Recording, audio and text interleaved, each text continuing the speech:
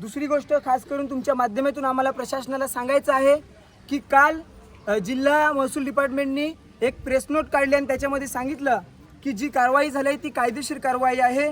तर ही कायदेशीर कारवाई कशी आहे हे आम्ही त्यांना दाखवू इच्छितो की ज्या कलम 50 नुसार आम्हाला नोटीस दिली, ही नोटीस आम्हाला 12 तारखेला आली आणि 13 तारखेला सकाळी आमची घरं मोडली।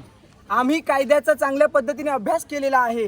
12 तारखेला आम्हाला नोटीस दिल्याबरोबर आम्ही ताबडतोब 2011च्या आधीच्या घरपट्ट्या, 2011च्या आधी आम्हाला असेसमेंट आणि जातीचे दाखले आणि सर्व डॉक्युमेंट आम्ही जमा करून सगळं तहसीलदारांकडे आम्ही दिलेले आहेत।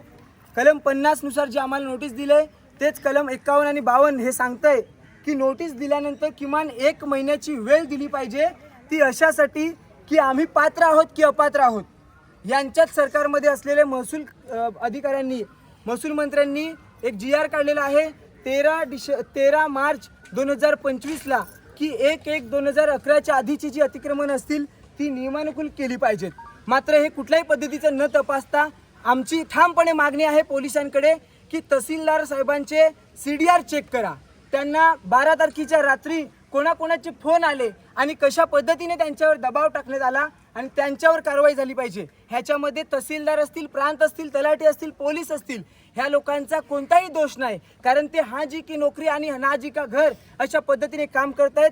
मात्र भारतीय जनता पक्षी त्यांच्यावर दबाव टाकून, प्रचंड दबाव टाकून आमची घरं मोडण्याचं काम केलं। ज्यावेळी आमची घरं मोडत होती त्यावेळी तहसीलदार साहेब स्वतः तिथे रडले, मंडळ अधिकारी बाई आहे ती सुद्धा तिथे रडली की आम्हाला मनापासून वाटत नाही घरं तोडावीत, पण काय करणार, आम्हाला दबाव आहे त्या पद्धतीने आणि कारवाई करावीच लागेल।